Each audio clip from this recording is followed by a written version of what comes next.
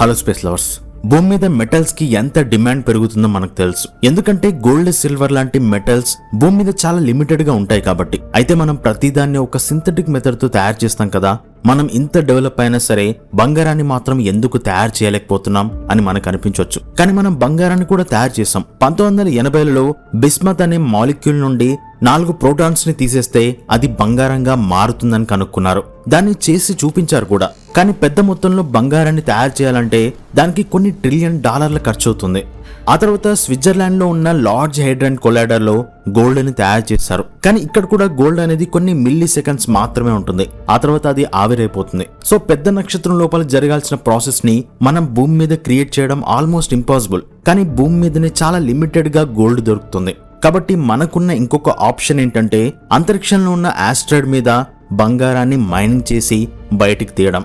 అయితే ఇదేదో science fiction మూవీలో మాత్రమే జరిగేది తప్ప ప్రాక్టికల్ గా జరిగేది కాదు అని మనం అనుకుంటాం. కానీ మన సబ్స్క్రైబర్స్ కి తప్ప చాలా మందికి తెలియని విషయం ఏంటంటే ఆల్రెడీ నాసా ఒక స్పేస్ క్రాఫ్ట్ ని అంతరిక్షంలోకి పంపి బెన్ను అనే ఆస్ట్రాయిడ్ నుండి మట్టిని భూమికి తీసుకొచ్చింది. జపాన్ వాళ్ళు అంతకుముందే ఒక ఆస్ట్రాయిడ్ నుండి మట్టిని తీసుకొచ్చారు. కాబట్టి ఆస్ట్రాయిడ్ దగ్గరికి వెళ్లి మైనింగ్ చేయడం అనేది అంత పెద్ద విషయం కాదు. కాబట్టి space X, blue origin, NASA లాంటి సంస్థలు ఆస్ట్రాయిడ్ మైనింగ్ మీద ఎప్పటి నుండో రీసెర్చ్ చేయడం మొదలుపెట్టాయి. సో ఫ్యూచర్ లో ఆస్ట్రాయిడ్ మీదకి వెళ్లి తవ్వుకోవడమే అని అనుకున్నారు అందరూ. కానీ రీసెంట్ గా ఆస్ట్రాయిడ్ మీద జరిగిన ఒక స్టడీలో షాకింగ్ విషయం బయటపడింది. అదేంటంటే Harvard Smithsonian centre for astrophysics వాళ్ళు ఇంకొంతమంది శాస్త్రవేత్తలు కలిసి చిలీలో ఉన్న ALMA అనే టెలిస్కోప్ తో కొన్ని ఆస్ట్రాయిడ్స్ ని గమనించారు. ఈ టెలిస్కోప్ స్పెషల్ ఏంటంటే దీంతో ఆస్ట్రాయిడ్ యొక్క ఉపరితలం అంటే దాని సర్ఫేస్ మీద ఎలా ఉంటుందో తెలుసుకోవచ్చు. అలా చూసినప్పుడు వాళ్ళకి ఏం తెలిసిందంటే ఆస్ట్రాయిడ్స్ లో మనం అనుకున్నట్టుగా మెటల్స్ అంటే గోల్డ్ కానీ సిల్వర్ కానీ ఇంకా ఏవైనా మెటల్స్ అనేవి ఒక ముక్కలాగా ఉండవు అని తెలిసింది. అంటే మెటల్స్ అనేవి ఆ మట్టిలో కలిసిపోయి ఉంటాయి తప్ప భూమి మీద దొరికినట్టుగా ఒక ముద్దలాగా దొరకవు అని తెలిసింది. ఎందుకంటే ఆస్ట్రాయిడ్స్ అనేవి మనం అనుకున్నట్టుగా ఒక గట్టి రాయిలాగా ఉండవు అని కూడా తెలిసింది. ఇవి ఎలా ఉంటాయంటే ఎగ్జాంపుల్ కి ఒక బాల్ లోపల ఇసుక నింపితే ఎలా ఉంటుంది, చాలా డెన్స్ గా ఉంటుంది. కానీ అదే బాల్ లో కొన్ని రాళ్ళు నింపితే ఎలా ఉంటుంది, అక్కడక్కడ గ్యాప్స్ వస్తాయి కదా. సరిగ్గా అలాగే ఆస్ట్రాయిడ్స్ కూడా పైకి గట్టిగా కనిపించినా లోపల మొత్తం రబుల్ పైల్స్ లాగా ఉంటాయన్నమాట. అందుకే ఆస్ట్రాయిడ్ మీద మైనింగ్ చేయడం చాలా కష్టం అని చెప్తున్నారు. ఎందుకంటే ఆస్ట్రాయిడ్ మీద ఆల్రెడీ గ్రావిటీ అనేది భూమితో పోలిస్తే 1% కూడా ఉండకపోవచ్చు. అలాంటి సిచ్యువేషన్స్ లో డ్రిల్లింగ్ మిషన్ పెట్టి డ్రిల్ చేసినా వాటికి గ్రావిటీ ఉండదు కాబట్టి వెంటనే పైకి లేస్తాయి. పోనీ రోప్స్ ఆస్ట్రాయిడ్ మీద ఉన్న రాళ్ళకి కట్టి డ్రిల్ చేసినా ఆ వైబ్రేషన్ కి ఆస్ట్రాయిడ్ మీద ఉన్న రాళ్ళు అనేవి అంత స్ట్రాంగ్ గా ఉండవు కాబట్టి అవి వెంటనే కూలిపోతాయి. ఇలాంటి చాలా ప్రాబ్లమ్స్ ఉన్నాయి. సరే వీటన్నిటిని దాటుకొని అక్కడ మైనింగ్ చేసినా కూడా మనకు మెటల్స్ అనేవి మట్టిలో కలిసిపోయి ఉంటాయి కాబట్టి ఫైనల్ గా ఆస్ట్రాయిడ్ మైనింగ్ అనేది ఇంపాసిబుల్ అని ఈ స్టడీ ద్వారా తెలుస్తుంది. అయితే స్పేస్ లో చాలా రేర్ గా కొన్ని ఆస్ట్రాయిడ్స్ మాత్రం మెటల్స్ తో నిండుంటాయి. ఎగ్జాంపుల్ కి ఇప్పుడు సైకి అనే ఆస్ట్రాయిడ్ ఉంది. ఇది పూర్తిగా మెటల్ తోనే తయారైంది. అండ్ ఆల్రెడీ నాసాకు సంబంధించిన స్పేస్ క్రాఫ్ట్ ఇప్పుడు దీని దగ్గరికి వెళ్తుంది. ఇది 2029 ఆగస్ట్ లో అక్కడికి వెళ్తుంది. కాబట్టి అక్కడికి వెళ్ళాక మెటల్స్ తో తయారైన ఆస్ట్రాయిడ్స్ ఎలా ఉంటాయో మనకు తెలుస్తుంది. సో చూద్దాం ఏం జరుగుతుందో. నెక్స్ట్ మ్యాటర్ లోకి వెళ్తే 1994లో లెవీ షూమేకర్ అనే ఒక కామెట్ జూపిటర్ మీద క్రాష్ అయింది. ఆ ఈవెంట్ అప్పట్లో చాలా పాపులర్ అయింది. దాన్ని సైంటిస్టులు లైవ్ లో కూడా చూశారు. ఇప్పుడున్న జెన్జీ వాళ్ళకే కాదు 90s వాళ్ళకు కూడా దీని గురించి పెద్దగా తెలియదు. కానీ ఒక ఆస్ట్రాయిడ్ ప్లానెట్ మీద పడ్డం, దాన్ని లైవ్ లో చూడడం మనుషులకు అదే ఫస్ట్ టైం. జూపిటర్ ప్లేస్ లో మన ఎర్త్ ఉంటే ఈ రోజు మన సిచ్యువేషన్ ఇలా ఉండేది కాదు. సో ఇప్పుడు ఇది ఎందుకు చెప్తున్నా అంటే 2032లో ఒక ఆస్ట్రాయిడ్ మన భూమిని ఢీ కొట్టబోతుంది అని 2024లో ఒక న్యూస్ వచ్చింది. దాని గురించి మనం కూడా చెప్పుకున్నాం. ఆ ఆస్ట్రాయిడ్ పేరు 2024 YR4. ఈ ఆస్ట్రాయిడ్ ని ఇప్పుడు కూడా ట్రాక్ చేస్తూనే ఉన్నారు. అయితే ఈ ఆస్ట్రాయిడ్ మన భూమిని ఢీ కొట్టడానికి కేవలం 3.1% మాత్రమే ఛాన్స్ ఉందని కనుక్కున్నారు. కాబట్టి పెద్దగా భయపడాల్సిన పని లేదు. కాకపోతే మనం భూమికి దగ్గరగా వెళ్తుంది కాబట్టి అందరూ దాన్ని దగ్గర నుండి చూడొచ్చు అని అనుకున్నారు. కానీ రీసెంట్ గా జరిగిన స్టడీస్ ప్రకారం ఈ ఆస్ట్రాయిడ్ మన భూమిని కాకుండా ఇప్పుడు చంద్రుడి మీద పడబోతుంది అని యూనివర్సిటీ ఆఫ్ కాలిఫోర్నియా వాళ్ళు కనుక్కున్నారు. దీనికోసం మన సోలార్ సిస్టమ్ ని కంప్యూటర్ మోడల్ తో తయారు చేసి అందులో ఈ ఆస్ట్రాయిడ్ ఎలా బిహేవ్ చేస్తుంది, దాని ట్రాజెక్టరీ ఎలా వెళ్తుంది అని అసెస్ చేసినప్పుడు భూమి కన్నా ఎక్కువగా చంద్రుడి మీదనే ఇది పడబోతుంది అని చంద్రుడి మీదనే ఈ యాస్ట్రాయిడ్ పడడానికి 4.3% ఛాన్స్ ఉన్నట్టు తెలిసింది. అండ్ వీళ్ళేదో ఊరికనే ఈ మాట చెప్పట్లేదు. దీనికోసం వాళ్ళు 10,000 సార్లు కంప్యూటర్ సిమ్యులేషన్ ని రన్ చేశారు. అంటే 10,000 సార్లు ఆ యాస్ట్రాయిడ్ ఎలా వెళ్తుందో చూశారు. అన్ని సార్లు చూసినా సరే 4 to 5% భూమిని మిస్ అయ్యి చంద్రుడిని ఢీ కొడుతున్నట్టే వాళ్ళకి కనిపించింది. ఒకవేళ అది చంద్రుడి మీద పడితే దాదాపు 3,000 కిలోమీటర్ల వరకు దాని ఇంపాక్ట్ చంద్రుడి మీద ఉండబోతుంది అని తెలిసింది. ఆ సన్నివేశం అనేది 2032లో చాలా బ్రైట్ గా, అంటే వీనస్ గ్రహం ఎంత బ్రైట్ గా ఉంటుందో అంత బ్రైట్ గా దాదాపు 300 సెకండ్ల పాటు కనిపించబోతుంది. ఒకవేళ అది నైట్ టైంలో పడితే మనం డైరెక్ట్ గా కళ్ళతో చూడొచ్చు అని కాలిఫోర్నియా యూనివర్సిటీ వాళ్ళు చెప్తున్నారు. అయితే ఆస్ట్రాయిడ్స్ చంద్రుడి మీద పడ్డం దానికేం కొత్త కాదు. ఇన్ఫాక్ట్ చంద్రుడి మీద ఉన్న ఆ గుంతలన్నీ కూడా ఒకప్పుడు దాని మీద పడ్డ ఆస్ట్రాయిడ్స్ వలన ఏర్పడ్డాయి. దాని వయసుతో పోలిస్తే మన మానవ జాతి ఏజ్ అనేది చాలా తక్కువ. అందుకే దాని మీద ఆస్ట్రాయిడ్స్ పడడం మనం ఇంకా చూడలేదు. సో ఈ ఈవెంట్ జరిగితే మన జనరేషన్ చూడబోయే ఫస్ట్ కాస్మిక్ ఈవెంట్ ఇదే అవుతుంది. చూద్దాం, దానికి ఇంకా 5 నుండి 6 సంవత్సరాలు వెయిట్ చేయాలి. అండ్ నెక్స్ట్ మ్యాటర్లోకి వెళ్తే, రీసెంట్ గా స్విట్జర్లాండ్ కి చెందిన ఒక ఆవు దాని వీపును గోక్కోవడానికి బ్రష్ ని ఒక టూల్ లాగా వాడుకుంది. ఈ వీడియోని మీలో కొంతమంది చూసే ఉంటారు.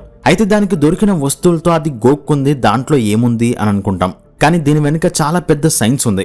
ఇన్ఫాక్ట్ ఇలాంటి ఒక్క ఆలోచనతోనే ఈ రోజు ఏప్స్ నుండి మనుషులు డెవలప్ అయ్యారు. ఈ ఆవు ఎంత తెలివిగా బిహేవ్ చేసిందంటే దాని వీపు గోక్కోవడానికి ఫ్రంట్ సైడ్ ఉన్న బ్రష్ ని యూజ్ చేస్తే దాని పొట్ట భాగంలో స్మూత్ గా ఉండే హ్యాండిల్ ని ఉపయోగించింది.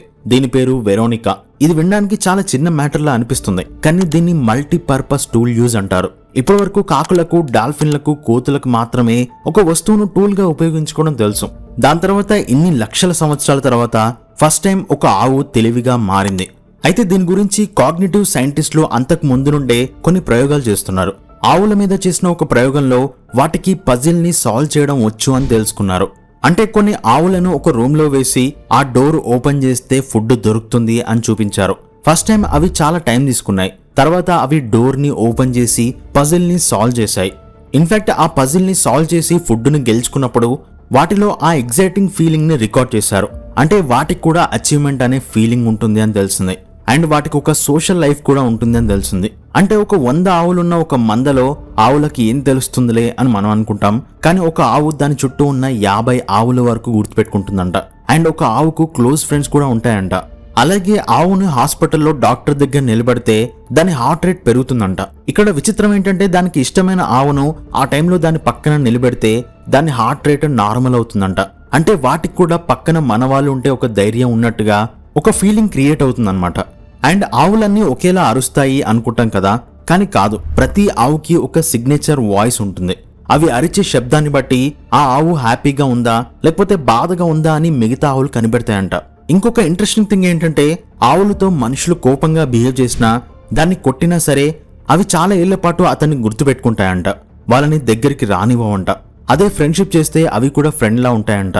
దీన్ని హోల్డింగ్ గ్రడ్జెస్ అంటారు. అండ్ చిన్నపిల్లలకి టాయిలెట్ ఒకటే దగ్గర పోయాలి అని నేర్పిస్తే ఎలా నేర్చుకుంటారో సరిగ్గా అలాగే కొన్ని ఆవులకు నేర్పించినప్పుడు చిన్నపిల్లల కంటే ఫాస్ట్ గా నేర్చుకున్నాయంట. ఇది ఎందుకంత పెద్ద విషయం అంటే ఒక ప్లేస్ కి వెళ్లేదాకా టాయిలెట్ ని ఆపుకోవడం అనేది హై లెవెల్ బ్రెయిన్ ఫంక్షన్ ఉంటేనే జరుగుతుంది. దీనికి ఇంటర్సెప్టివ్ అవేర్నెస్ కావాలి. అంటే దాని బాడీలో ఏం జరుగుతుందో అర్థం చేసుకొని దాన్ని అది సెల్ఫ్ కంట్రోల్ చేసుకుంటేనే పాసిబుల్ అవుతుంది. అంటే ఆవులకి విల్ పవర్ కూడా ఉంటుంది. అవి అనుకుంటే ఒక పనిని చేయగలుగుతాయి అన్నమాట. దీన్ని బట్టి సైంటిస్టులు ఏం అర్థం చేసుకున్నారంటే మిగతా కొన్ని జంతువులు టూల్స్ ని వాడతాయి, కానీ అవి కేవలం వేటాడడం కోసమే వాడతాయి. ఎందుకంటే వాటికి ఫుడ్ కావాలి కాబట్టి. కానీ ఈ వెరోనికా అనే ఆవు వేట కోసం కాకుండా దాని కంఫర్ట్ కోసం వాడుకుంటుంది. దీన్నే ఈగోసెంట్రిక్ టూల్ యూజ్ అంటారు. అంటే టూల్స్ వాడడం అనేది కేవలం వేటాడడం కోసమే కాదు, పర్సనల్ కేర్ కోసం కూడా జంతువులు వాడగలవు అని దీనివల్ల తెలిసింది. సో దీని గురించి తెలిసాక ఆవులని మనం ఒక జంతువులా మాత్రమే చూడలేం. ఇన్ఫాక్ట్ ఇప్పుడు వాటిని ఒక ఫార్మ్ యానిమల్ లా మాత్రమే చూస్తున్నారు.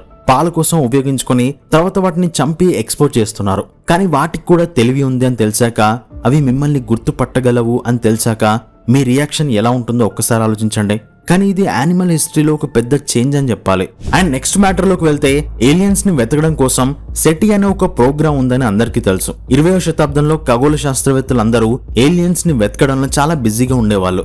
ఎందుకంటే 20వ శతాబ్దపు మొదట్లో ఎప్పుడైతే ఐన్స్టీన్ రంగప్రవేశం చేశాడో అప్పటి నుండి యూనివర్స్ మీద చాలా మందికి ఇంట్రెస్ట్ వచ్చింది. ఏలియన్స్ ఉన్నారేమో, వాళ్ళని కలవచ్చేమో అని అనుకున్నారు. దానివల్లనే పెద్ద పెద్ద రేడియో టెలిస్కోప్లను నిర్మించారు. ఏలియన్ సిగ్నల్స్ కోసం చాలా ట్రై చేశారు. అప్పుడే ఈ SETI ప్రోగ్రామ్ ని స్టార్ట్ చేశారు. అయితే అరెసిబో అనే ఒక పెద్ద రేడియో టెలిస్కోప్ తో ప్రతిరోజు స్పేస్ నుండి డేటా తీసుకునేవాళ్ళు. అయితే ప్రతిరోజు వచ్చే డేటాని అనలైజ్ చేయడం ఆ రోజుల్లో అంత ఈజీగా ఉండేది కాదు. సూపర్ కంప్యూటర్లు ఉన్నా సరే చాలా కష్టంగా ఉండేది. అందుకే SETI వాళ్ళు ఒక రెవల్యూషన్ ఐడియాని ఇంప్లిమెంట్ చేశారు. అదేంటంటే ఆ రోజుల్లో ఎవరికైతే ఇంట్లో కంప్యూటర్లు ఉంటాయో వాటిని వాడుకోవాలి అనుకున్నారు. అంటే ఆఫీస్కి వెళ్ళినప్పుడు కానీ మిగతా టైంలో కంప్యూటర్లు ఖాళీగా ఉంటే ఆ టైంలో ఆ డేటాని అనలైజ్ చేయాలి అనుకున్నారు. దానికోసం SETI@home అనే ఒక సాఫ్ట్వేర్ ని డెవలప్ చేశారు. దీనికోసం ఆ రోజుల్లోనే ప్రపంచవ్యాప్తంగా 20 లక్షల మంది సొంతంగా ఆ సాఫ్ట్వేర్ ని రన్ చేయడానికి వాలంటీర్లుగా జాయిన్ అయ్యారు. స్పేస్ నుండి వచ్చే ఎన్నో సిగ్నల్స్ ని ఆ 20 లక్షల కంప్యూటర్లకు పంపేవాళ్ళు. అక్కడ ఏదైనా మిస్టీరియస్ గా సిగ్నల్ డిటెక్ట్ అయితే వెంటనే సిగ్నల్ SETI వాళ్ళకి వెళ్లేది. 1999లో స్టార్ట్ అయిన ఈ ప్రోగ్రామ్ 27 సంవత్సరాలుగా ఎక్కడైనా ఏలియన్ సిగ్నల్ దొరుకుతుందేమో అని చాలా డేటాని అనలైజ్ చేశారు. ఫైనల్ గా ఆ ప్రోగ్రామ్ ఇప్పుడు అఫీషియల్ గా ఆపేస్తున్నారు. అయితే ఇన్ని సంవత్సరాల అన్వేషణలో వాళ్ళు ఏం కనుక్కున్నారు? ఏలియన్స్ ని కనుక్కున్నారా అంటే నిజానికి ఇప్పటివరకు వాళ్లకు మొత్తం 1200 కోట్ల సిగ్నల్స్ వస్తే అందులో 10 లక్షల సిగ్నల్స్ ని షార్ట్ లిస్ట్ చేశారు. అండ్ మళ్ళీ వాటిని స్కాన్ చేసి 1000 సిగ్నల్స్ కి తగ్గించారు. ఫైనల్ గా ఆ 1000 సిగ్నల్స్ అనేవి ఏలియన్స్ ఉపయోగించే సిగ్నల్ అనిపించాయి. అంటే కొన్నిసార్లు రిపీటెడ్ గా రావడం, అప్పుడప్పుడు బ్లింక్ అవడం ఇలా జరిగేది. అందులో నుండి మళ్ళీ 100 సిగ్నల్స్ ని సపరేట్ చేసి అనలైజ్ చేయడం మొదలు పెట్టారు. అయితే ఈ 100 సిగ్నల్స్ లో అయినా ఏలియన్ సిగ్నల్స్ ఉన్నాయా అంటే సాడ్లీ లేవనే చెప్పాలి. ఎందుకంటే అవి ఏలియన్ సిగ్నల్స్ అని చెప్పడానికి అవి రిపీటెడ్ గా వచ్చి ఉండాలి. అప్పుడే సైన్స్ దాన్ని కన్సిడర్ చేస్తుంది. ఎప్పుడో ఒకసారి సిగ్నల్ వచ్చి ఆగిపోతే దాన్ని ఒక న్యాచురల్ ఫినామినాగా అనుకోవాల్సి వస్తుంది. ఎగ్జాంపుల్ కి వావ్ సిగ్నల్ గురించి మనకు తెలుసు. అది ఒక్కసారి వచ్చింది, ఇంకోసారి రాలేదు. కాబట్టి అక్కడ ఏలియన్స్ ఉన్నా సరే మనకు తెలియదు. దాన్ని మనం కన్ఫర్మ్ చేయలేము. మేబీ వాళ్ళు ఒక్కసారి సిగ్నల్ పంపించిన తర్వాత వాళ్ళ సివిలైజేషన్ నాశనం అయి ఉండొచ్చు. అయితే ఇప్పుడు ఈ 100 సిగ్నల్స్ ని ఇంకా వదిలేయలేదు. చైనాలో ఉన్న ఇంకొక పవర్ఫుల్ రేడియో టెలిస్కోప్ తో ఆ 100 సిగ్నల్స్ వచ్చిన లొకేషన్ వైపు చూస్తున్నారు. 27 సంవత్సరాల ఆ డేటాని ఇప్పుడు బర్క్లీ రీసెర్చర్లు పబ్లిక్ గా రిలీజ్ చేశారు. అంటే మీలో ఎవరికైనా కోడింగ్, డేటా సైన్స్ మీద పట్టుంటే మీరు కూడా ఆ డేటాని డౌన్లోడ్ చేసుకుని మీ సొంత పద్ధతిలో ఏలియన్స్ కోసం వెతకొచ్చు. అంటే మీ ఇంట్లో కూర్చొని ఇంకొక ప్రపంచం గురించి వెతికే ఛాన్స్ అన్నమాట. SETI ప్రోగ్రామ్ అయిపోయినా సరే ఇప్పుడు బ్రేక్ త్రూ లిసన్ అనే ఇంకొక ప్రోగ్రామ్ నడుస్తుంది. సో ఫైనల్ గా చెప్పాలంటే సముద్రంలో నుండి ఒక గ్లాస్ నీళ్లు తీసి సముద్రంలో చేపలు లేవు అని చెప్పలేం కదా. సరిగ్గా అలాంటిదే ఈ 27 ఏళ్ల SETI ప్రోగ్రామ్ కూడా. ఎందుకంటే యూనివర్సల్ టైం లైన్ అనేది కొన్ని లక్షల కోట్ల సంవత్సరాలు ఉంటుంది. అంత పెద్ద టైం లైన్ లో 27 సంవత్సరాలు అంటే అది మనం ఐస్ ని బ్లింక్ చేసినంత కూడా కాదు. సో ఇది కొన్ని జనరేషన్స్ పాటు జరిగే ఎక్స్పెరిమెంట్ అని చెప్పొచ్చు. సో నెక్స్ట్ మ్యాటర్లోకి వెళ్తే ఈ రోజుల్లో AI అనేది ఎంత ర్యాపిడ్ గా గ్రో అవుతుందో మనందరం చూస్తూనే ఉన్నాం. రీసెంట్ గా ప్రపంచానికి సాఫ్ట్వేర్ సర్వీసెస్ ఇచ్చే మన ఇండియా లాంటి IT కంపెనీలకే ఆల్టర్నేట్ గా ఆంథ్రోపిక్ AI టూల్ వచ్చేస్తుంది. దీనివల్ల మన సాఫ్ట్వేర్ కంపెనీల షేర్లు పడిపోతున్నాయి. అంత రెవల్యూషన్ తీసుకొస్తున్న AI ఇప్పుడు ఆస్ట్రానమీలో ఒక పెద్ద ప్రాబ్లమ్ ని సాల్వ్ చేస్తుంది. అంతేకాదు అంతరిక్షంలో మనకు తెలియని వింత ఆబ్జెక్ట్స్ ని కనుక్కుంటుంది. ఖగోళ శాస్త్రంలో ఏలియన్స్ ని కనుక్కోవడానికి కానీ లేదా లైఫ్ ఉన్న మన భూమి లాంటి గ్రహాలను కనుక్కోవడానికి కానీ మనకున్న ప్రాబ్లం ఏంటో తెలుసా? వాటికి సంబంధించిన డేటా మన దగ్గర లేకపోవడం కాదు, మన దగ్గర ఊహించినంత డేటా ఉంది. ప్రతిరోజు అంతరిక్షంలో ఉన్న టెలిస్కోప్లు, భూమి మీద ఉన్న టెలిస్కోప్లు స్పేస్ లో నుండి డేటాని తీసుకుంటూనే ఉన్నాయి. డైలీ కొన్ని పెటాబైట్ల డేటా సర్వర్లలో అలా ఉండిపోతుంది. కానీ ఆ డేటాని అనలైజ్ చేసే పవర్ మన దగ్గర లేదు. ఎగ్జాంపుల్ కి హబుల్ టెలిస్కోప్ దగ్గర దాదాపు 10 కోట్ల చిన్న చిన్న ఇమేజెస్ ఉన్నాయి. ఇప్పుడు ఒక మనిషి కూర్చొని ఆ 10 కోట్ల ఇమేజెస్ ని చూస్తూ ఈ ఇమేజ్ లో ఏదో తేడాగా ఉంది అని గమనిస్తూ ఉండలేడు కదా. అలా చేయాలంటే మనకు మన జీవిత కాలం కూడా సరిపోదు. అందుకే ఇప్పటికీ చాలా డేటా సర్వర్లలోనే ఉండిపోతుంది. అందుకే యూరోపియన్ స్పేస్ ఏజెన్సీ వాళ్ళు ఒక కొత్త AI టూల్ ని కనుక్కున్నారు. బేసిక్ గా ఏంటంటే కంప్యూటర్ కి ఒక చికెన్ బొమ్మను 100 సార్లు చూపిస్తే ఆ తర్వాత న్యాచురల్ గా ఇంకొక చికెన్ ని గుర్తుపడుతుంది. కానీ అంతరిక్షంలో మనం ఏం వెతుకుతున్నామో మనకే తెలియదు. కాబట్టి AIకి ఎలా తెలుస్తుంది అనేది ఇక్కడ ప్రాబ్లం. అందుకే దానికి చేసిన ప్రోగ్రామింగ్ లో మెయిన్ గా ఎక్కడైతే వింత షేప్స్ ఉంటాయో వాటిని మాత్రమే డిటెక్ట్ చేసేలా డిజైన్ చేశారు. 1966లో హాల్టన్ ఆర్ప్ అనే ఒక ఫేమస్ ఖగోళ శాస్త్రవేత్త ఉండేవాడు. ఆయన ఏం చెప్తాడంటే మనం విశ్వం గురించి తెలుసుకోవాలి అంటే అందులో పర్ఫెక్ట్ షేప్ ఉన్న వాటి గురించి కాకుండా గజిబిజిగా ఉన్న వాటిని చదవాలి అని చెప్పేవాడు. అందుకే ఆయన 338 వింత గెలాక్సీల ఫోటోలతో అట్లాస్ ఆఫ్ పెక్యులర్ గెలాక్సీస్ అనే ఒక బుక్ ని తయారు చేసుకున్నాడు. అంటే వాటిని స్టడీ చేయడం వెనుక ఆయన ఉద్దేశం ఏంటంటే ప్రకృతి అనేది విశ్వంలో ఒక ప్రయోగం చేస్తున్నప్పుడే అలాంటివి పుట్టుకొస్తాయి అని అనుకున్నాడు. అందుకే వాటిని స్టడీ చేసేవాడు. సో దాన్ని ఇన్స్పిరేషన్ గా తీసుకొని ఇప్పుడు ఈ ఏఐ టూల్ ను తయారు చేశారు. కానీ వీళ్ళు చేసిన ఏఐ టూల్ తో పాటు ఒక మనిషి కూడా పనిచేస్తాడు. అంటే అది 10 కోట్ల ఇమేజెస్ ని స్కాన్ చేసి వింతగా ఉన్న ఆబ్జెక్ట్స్ ని కనుక్కొని దాన్ని మనిషికి చూపిస్తుంది. అప్పుడు అతను ఎస్ ఇది నిజంగా వింతగా ఉంది అన్నప్పుడు దాన్ని డెవలప్ చేసుకుంటుంది. సరిగ్గా అలానే యూరోపియన్ ఏజెన్సీ వాళ్ళు చేసిన ఏఐ టూల్ అనేది దాదాపు 10 కోట్ల ఇమేజెస్ ని స్కాన్ చేసి అందులో 1400 వింత ఆబ్జెక్ట్స్ ని కనుక్కుంది. అందులో 800 వస్తువులను ఇప్పటివరకు మనుషులు చూడలేదు. వాటి షేప్స్ చాలా వింతగా ఉన్నాయి. సైంటిస్టులకు కూడా అవేంటో అర్థం కావడం లేదు. అంటే అవి కొత్త డిస్కవరీస్ అన్నమాట. అందుకే వాటిని అన్నోన్ ఆబ్జెక్ట్స్ లిస్ట్ లో పెట్టారు. అండ్ ఈ టూల్ తో ఇప్పుడు 10 కోట్ల ఫోటోలను స్కాన్ చేశారు. భవిష్యత్తులో 50 పెటాబైట్ల డేటా రాబోతుంది. అంటే మనం ఈ చిన్న ప్లానెట్ మీద నుండి ఎంటైర్ యూనివర్స్ ని మనం బ్రతికుండగానే చదవబోతున్నాం. ఈ డేటాని కేవలం మనుషులు మాత్రమే చదవడం ఇంపాసిబుల్. కానీ మనిషి ఏఐతో చదివిస్తున్నాడు. అది పాసిబుల్ అయింది. నిజంగా అద్భుతం కదా. సో దీని గురించి మీరేమనుకుంటున్నారో కింద కామెంట్ చేయండి. వీడియో నచ్చితే తప్పకుండా లైక్ చేయడం మాత్రం మర్చిపోవద్దు. వీలైతే హైప్ ఇవ్వండి. అండ్ ఇంతవరకు వీడియోని చూసినందుకు థ్యాంక్ యూ సో మచ్.